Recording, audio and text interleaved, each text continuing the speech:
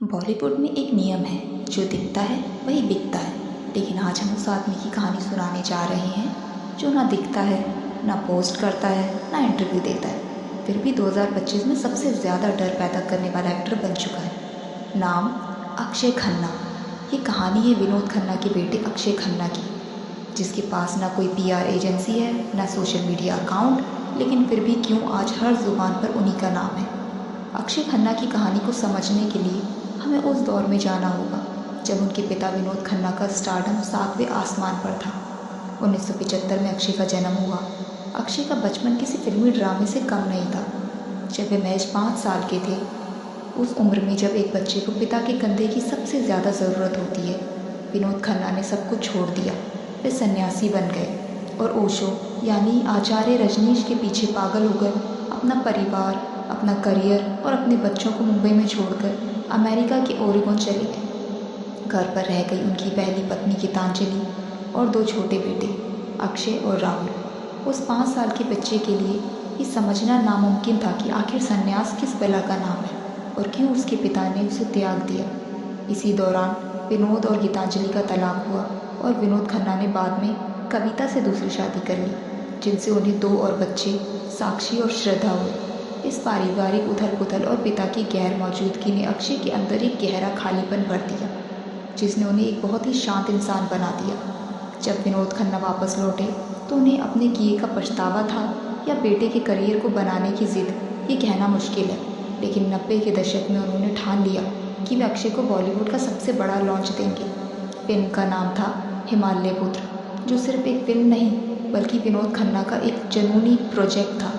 विनोद खन्ना की दीवानगी का आलम यह था कि वे इस फिल्म के लिए कोई आम चेहरा नहीं चाहते थे। किस्सा मशहूर है कि फिल्म की हीरोइन ढूंढने के लिए विनोद खन्ना ने भारत की लड़कियों को रिजेक्ट कर दिया था और लंदन पहुंच गए थे। वहां उन्होंने बाकायदा अखबारों में इश्तेहार दिया और सैकड़ों लड़कियों का ऑडिशन लिया। तब जाकर उन्हें अंजला जावेरी मिली। इतना पैसा, इतनी मेहनत और लंदन तक की दौड़ भाग, ये सब सिर्फ इसलिए था ताकि दुनिया देख सके कि विनोद खन्ना का बेटा आ रहा है। लेकिन कुदरत का खेल देखी। रियल लाइफ में फिल्म की कहानी एक बेटे अभय द्वारा अपने खोए हुए पिता को ढूंढने की थी, जो असल ज़िंदगी में अक्षय के दर्द से मिलती थी।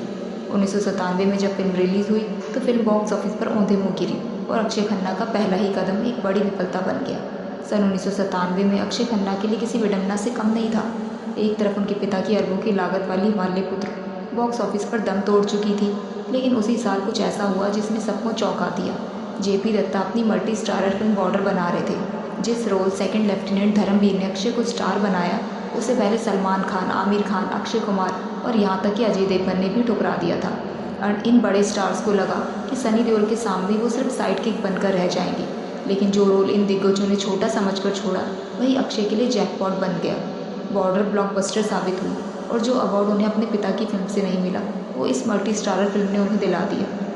लेकिन बॉलीवुड इतनी आसानी से किसी को सिर पर नहीं बिठाता। उन्हें इंडस्ट्री में बॉक्स ऑफिस पॉइजन कहा जाने लगा। 1997 से 1999 के बीच डोली सजा के रखना, लावारिस और कुदरत जैसी लगातार आधा दर्जन फिल्में डिजास्टर साबित हुई। लोग कहने लगे थे कि ये लड़का सिर्फ मल्टी स्टारर में चल सकता है, अकेले अपने दम पर फिल्म हिट कराना इसके बस की बात नहीं। तभी एंट्री हुई शोमैन सुभाष घई की और फिल्म थी ताल। ताल में अक्षय का किरदार मानव इतना रईस और क्लासिक था कि उन्होंने अनिल कपूर जैसे दिग्गज के सामने भी अपनी अलग पहचान बना ली। और सिर्फ स्क्रीन पर ही नहीं, ऑफ स्क्रीन भी अक्षय का दिल कहीं और धड़क रहा था। ये वो दौर था जब अक्षय और ऐश्वर्या राय के रोमांस की अफवाहें उड़ रही थी। खुद अक्षय ने बाद में करण जौहर के शो पर ही कबूल किया था कि वे ऐश्वर्या की खूबसूरती से इस कदर मंत्रमुग्ध थे कि पागलों की तरह उन्हें घूरते रहते थे। हालांकि ये इश्क परवान नहीं चढ़ा, क्योंकि ऐश्वर्या का नाम उस वक्त सलमान खान के साथ जुड़ने लगा था। लेकिन ताल ने अक्षय को फ्लॉप फिल्मों के दलदल से बाहर निकालकर वापस ए लिस्टर्स की लाइन में खड़ा कर दिया। सन 2001 में आई दिल चाहता है ने बॉलीवुड को देखने का नज़रिया बदल दिया। लेकिन इस फिल्म के पीछे की कास्टिंग का ड्रामा किसी थ्रिलर से कम नहीं था। फरहान अख्तर की पहली पसंद के मुताबिक जो आकाश का बेफिक्र किरदार आमिर खान ने निभाया, वो असल में अक्षय खन्ना के लिए लिखा गया था और ऋतिक रोशन को शांत स्थिर बनाना था। लेकिन बॉलीवुड में बड़ी मछलियाँ अक्सर छोटी मछलियों का दाना खा जाती हैं। जब ऋतिक ने फिल्म छोड़ी और आमिर खान की एंट्री हुई तो आमिर ने साफ कह दिया कि उन्हें आकाश का ही रोल करना है। ऐसे में किसी भी स्टार किड का ईगो आड़े आ सकता था, लेकिन अक्षय ने बिना किसी नखरे के चुपचाप सिड का रोल स्वीकार किया। और देखिए किस्मत का खेल, फिल्म में मज़े सारे आमिर और सैफ ने लिए, लेकिन इज्जत और अवार्ड अक्षय खन्ना ले गए। एक तलाकशुदा और शराबी महिला डिम्पल कपाड़िया से प्यार करने वाले एक अंतर्मुखी लड़के का किरदार निभाकर उन्होंने साबित कर दिया कि वे अपनी उम्र से कहीं ज़्यादा परिपक्व थे। लेकिन जहाँ स्क्रीन पर वे परिपक्व हो रहे थे, वहीं असल ज़िंदगी में वे एक ऐसे शारीरिक और मानसिक आघात से गुजर रहे थे जो किसी भी हीरो के लिए मौत समान होता है। गंजापन। सोचिए, एक लड़का जो सिर्फ 19 से 20 साल का है, जिसका पूरा करियर उसके चेहरे और लुक्स पर टिका है, उसके बाल मुट्ठियों में भरकर झड़ने लगे। अक्षय ने बाद में अपने इस दर्द को बयां करते हुए कहा था कि ये ऐसा था जैसे किसी पियानो वादक की उंगलियां ही काट दी जाएं।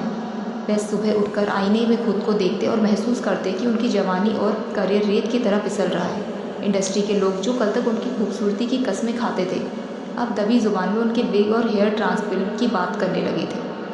इसी हीन भावना ने शायद उन्हें रोमांटिक हीरो बनने से रोका और वो विलन या कैरेक्टर रोल्स की तरफ मुड़ गए, जो अनजाने में उनके लिए वरदान साबित हुआ।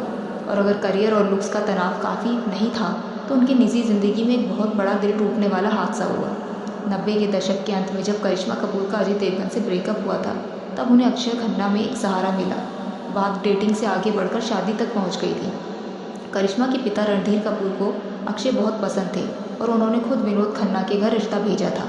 दोनों खानदान तैयार थे, पत्रिकाएं छपने ही वाली थी, लेकिन करिश्मा की माँ बबीता उस वक्त करिश्मा के करियर की डोर अपने हाथ में रखती थी। उन्होंने देखा कि उनकी बेटी नंबर 1 हीरोइन है और अक्षय खन्ना की फिल्में लाइन से फ्लॉप हो रही हैं। एक क्रूर व्यावहारिक फैसला लेते हुए बबीता ने अपनी बेटी के सुरक्षित भविष्य के लिए प्यार की बलि चढ़ा दी और ये रिश्ता हमेशा के लिए टूट गया। ये बॉलीवुड का वो कड़वा सच था जिसने अक्षय को ये सिखा दिया कि यहाँ इश्क भी बॉक्स ऑफिस कलेक्शन देखकर किया जाता है। बॉलीवुड में कहावत है कि यहाँ कोई किसी का सगा नहीं होता, और अक्षय खन्ना के साथ जो 2007 में हुआ वो इस कहावत का सबसे बड़ा सबूत है। एक लेखक अमोल गुप्ते ने एक फिल्म लिखी थी, तारे ज़मीं पे। गुप्ते के दिमाग में डिसलेक्सिक बच्चे के संवेदनशील टीचर रामशंकर निकुंब के रोल के लिए सिर्फ और सिर्फ अक्षय खन्ना का चेहरा था। अक्षय की दिल चाहता है वाली आर्टिस्टिक इमेज इस रोल के लिए एकदम फिट थी। अमोल गुप्ते आमिर खान के पास सिर्फ इसलिए गए थे ताकि वो उन्हें अक्षय खन्ना से मिलवा सके या उनका नंबर दे सके। लेकिन यहाँ एक ऐसा खेल खेला गया जिसे सुनकर आप दंग रह जाएंगे। आमिर खान, जो अक्षय के अच्छे दोस्त माने जाते थे, अमोल गुप्ते से कहा कि पहले स्क्रिप्ट मुझे सुनाओ। जैसे ही आमिर ने स्क्रिप्ट सुनी, उन्हें अंदाज़ा हो गया था ये फिल्म इतिहास रचने वाली है। उन्होंने ना सिर्फ फिल्म को प्रोड्यूस करने का फैसला किया, बल्कि वो रोल जो अक्षय के लिए लिखा गया था खुद ले लिया। सबसे हैरान करने वाली बात ये थी कि ये सब अक्षय की पीठ पीछे हुआ। जब तक अक्षय को भनक लगती, फिल्म की शूटिंग शुरू हो चुकी थी। बाद में खुद आमिर खान ने अक्षय से मुलाकात की और बिना किसी शर्मिंदगी के कबूल किया। अक्षय, मुझे स्क्रिप्ट इतनी पसंद आई कि मैंने अमोल को तुम्हारे पास आने ही नहीं दिया और मैंने फिल्म खुद कर ली। सोचिए, आपके हाथ से एक नेशनल अवार्ड विनिंग फिल्म छीन ली गई हो और छीनने वाला आपका अपना दोस्त हो।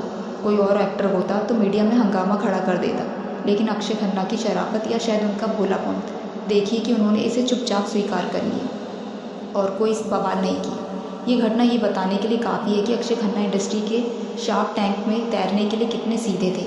वो टैलेंटेड तो थे, लेकिन उनके पास वो चालाकी और भूख नहीं थी। इस एक घटना ने उनके करियर का ग्राफ बदल दिया। जहाँ आमिर मिस्टर परफेक्शनिस्ट बन गए, वहीं अक्षय खन्ना को ये एहसास हुआ कि इस इंडस्ट्री में टैलेंट से ज़्यादा ज़रूरी है अपनी जगह के लिए लड़ना, जो वो कभी कर नहीं पाए। इसी दौर में उन्होंने गांधी माय फादर जैसी बेहतरीन फिल्में भी दी, लेकिन बॉक्स ऑफिस को तो सिर्फ मसालेदार नंबर्स की भाषा समझ आती थी और धीरे धीरे अक्षय रेस में पिछड़ते चले गए। इसके बाद का दौर यानी 2008 से 2011 तक का समय अक्षय के करियर का वो काला अध्याय था, जहां वो मल्टी स्टार फिल्मों में की भीड़ में खो गए। उन्हें समझ नहीं आ रहा था कि वो किस दिशा में जाएं। उन्होंने रेस 2008 की, जिसमें उनकी एक्टिंग की तारीफ तो हुई, लेकिन सारी लाइमलाइट सैफ अली खान ले गए। प्रियदर्शन ने उन्हें कॉमेडी स्टार बनाया। उन्होंने भी आक्रोश 2010 में अजय देवगन के साथ कास्ट किया। आक्रोश में अक्षय ने करप्ट पुलिस वाले का रोल इतनी शिद्दत से निभाया था कि देखने वालों के रोंगटे खड़े हो गए। लेकिन फिल्म की मार्केटिंग और गलत रिलीज टाइमिंग की वजह से ये बेहतरीन फिल्म भी बिना शोर मचाए फ्लॉप हो गई। हद तो तब हो गई जब उन्होंने 2010 में फराह खान की 30 मार खान की। इसमें उन्होंने एक ऑस्कर ऑन ऑब्सेस्ड एक्टर का रोल किया था। विडम्बना देखिए, उस पूरी फिल्म में सिर्फ अक्षय खन्ना की एक्टिंग ही थी जो बर्दाश्त करने लायक थी। उनका काम शानदार था, लेकिन फिल्म इतनी बड़ी डिजास्टर थी कि उसका धब्बा उनके करियर पर भी लगा। लोगों ने कहना शुरू कर दिया कि अक्षय खन्ना अब ख़त्म हो चुके हैं। साल 2012 में एक फिल्म आई थी, गली गली चोर है।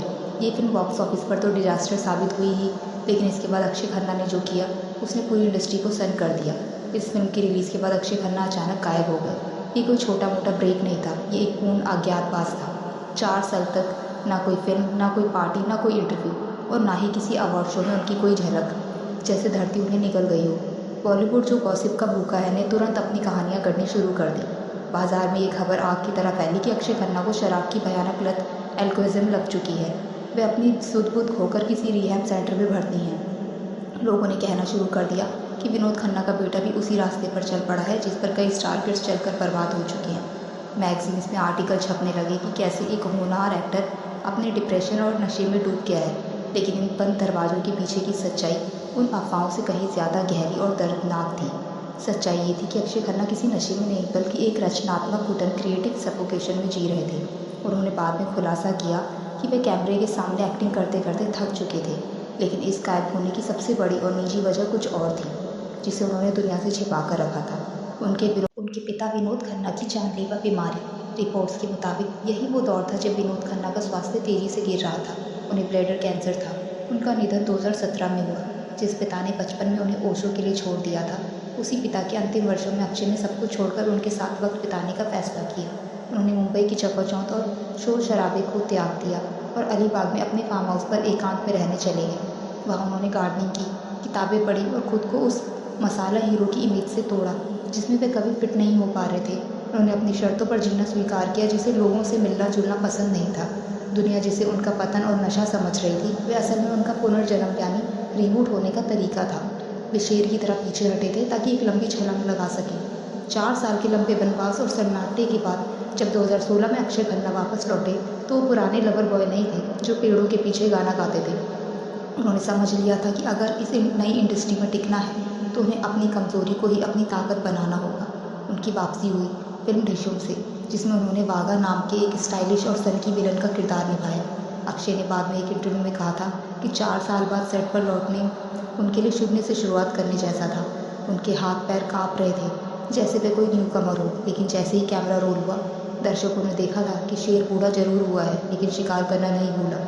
ये एक संकेत था कि अब अक्षय खन्ना ने हीरो बनने का मुंह छोड़ दिया है और अभिनेता बनने की जिद पकड़ ली है। इसके बाद उन्होंने मॉम और इत्तेफाक जैसी फिल्मों में ऐसे पुलिस ऑफिसर के किरदार निभाए जो चिल्लाते नहीं थे बल्कि अपनी आंखों से मुजरिम की रूह को स्कैन कर लेते थे।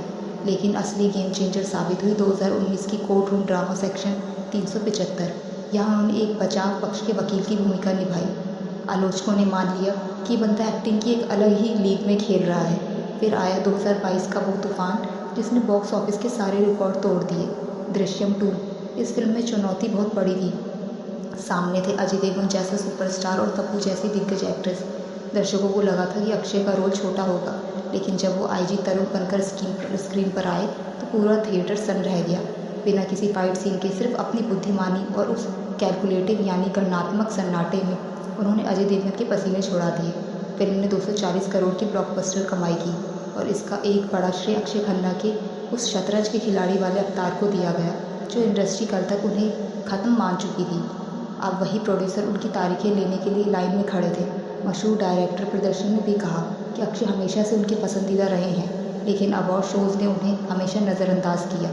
इस दौर ने साबित कर दिया कि अक्षय ने अपने गंजेपन और बढ़ती उम्र को छिपाया नहीं, बल्कि उसे एक अच्छे रोबदार व्यक्तित्व में बदल दिया, जिसके सामने अच्छे यंग हीरोज़ पानी भरते नजर आए। कहानी का क्लाइमैक्स आता है साल 2025 में, जब 50 साल की उम्र में अक्षय खन्ना ने वो कर दिखाया जो बॉलीवुड के इतिहास में शायद ही किसी एक्टर ने किया हो। एक ऐसा पुनरुत्थान जिसे देखकर यंग जनरेशन के स्टार्स भी कांप गए। फरवरी 2025 में रिलीज़ हुई ऐतिहासिक फिल्म छावा में जब विकी कौशल छत्रपति संभाजी महाराज बनकर शेर की तरह दहाड़ रहे थे तो उनके सामने औरंगजेब बनकर खड़े अक्षय खन्ना चिल्ला नहीं रहे थे, बल्कि उनकी खामोशी स्क्रीन फाड़ रही थी। आलोचकों ने लिखा कि उन्होंने औरंगजेब को एक कैरिकेचर नहीं बल्कि एक चलता फिरता मौत का साया बना दिया। फिल्म ने बॉक्स ऑफिस पर 601 करोड़ की भारी कमाई की और इसका बहुत बड़ा श्रेय अक्षय की उस आत्मनियंत्रित स्थिरता को गया जिसने विकी कौशल की आग को टक्कर दी। लेकिन अक्षय का असली जादू साल के अंत में दिसंबर 2025 में आदित्य धर की फिल्म धुरंधर रिलीज़ हुई। इसमें उन्होंने रहमान डकैत नाम के एक पाकिस्तानी क्राइम लॉर्ड की भूमिका निभाई। सोशल मीडिया पर ये क्लिप आग की तरह वायरल हुई जिसमें अक्षय बेहतरीन रैप गीत FNOLA पर एंट्री लेते हैं। दर्शकों को स्क्रीन पर जो स्वैग दिखा उसके पीछे की असली कहानी बहुत कम लोग जानते हैं। लद्दाख की जानलेवा ऊंचाई पर शूटिंग करते समय ऑक्सीजन की कमी के कारण अक्षय की हालत ख़राब हो रही थी। हर शॉट के बाद उन्हें सांस लेने के लिए ऑक्सीजन सिलेंडर का इस्तेमाल करना पड़ता था, लेकिन जैसे ही डायरेक्टर एक्शन बोलता उनके चेहरे पर शिकन तक नहीं आती थी और वो पूरी अकड़ के साथ सीन देते थे। फिल्म में रणवीर सिंह जैसे एनर्जी के पावर हाउस मुख्य भूमिका में थे, लेकिन थिएटर से बाहर निकलने वाली पब्लिक और सोशल मीडिया रिव्यूज़ ने एक सुर में कहा कि अक्षय खन्ना शो स्टीलर थे और वे रणवीर सिंह पर भी भारी पड़ गए। बिना अपना खुद का इंस्टाग्राम अकाउंट बनाए, बिना किसी फालतू के PR स्टंट के अक्षय ने साबित कर दिया कि शेर की दहाड़ के लिए शोर की ज़रूरत नहीं होती। 2025 आधिकारिक तौर पर अक्षय खन्ना का साल घोषित हो गया। 50 साल के अक्षय खन्ना आज भी कुंवारे हैं और बहुत शान से अकेले हैं। अक्षय ने बहुत बेबाकी से कहा है कि उन्हें कमिटमेंट फोबिया नहीं है, बल्कि ये उनकी अपनी चॉइस यानी पसंद है। उनका मानना है कि शादी का मतलब है समझौतों की लंबी लिस्ट और वे अपनी ज़िंदगी, अपने समय और अपनी आज़ादी पर पूर्ण नियंत्रण चाहते हैं। वो एक ऐसे इंसान हैं जो किसी को जवाब देना पसंद नहीं करते। वे खुद को सोशल मिसफिट या अलग थलग रहने वाला इंसान मानते हैं और उन्हें इस बात का कोई मलाल नहीं है। वो स्टार्स में से नहीं है जो एयरपोर्ट पर जानबूझकर फोटोग्राफर्स को बुलाते हैं या इंस्टाग्राम पर फर्जी जिम वीडियो डालते हैं। उन्होंने PR स्टंट्स, फेक खबरों और सोशल मीडिया की चकाचौंध को लात मार दी है।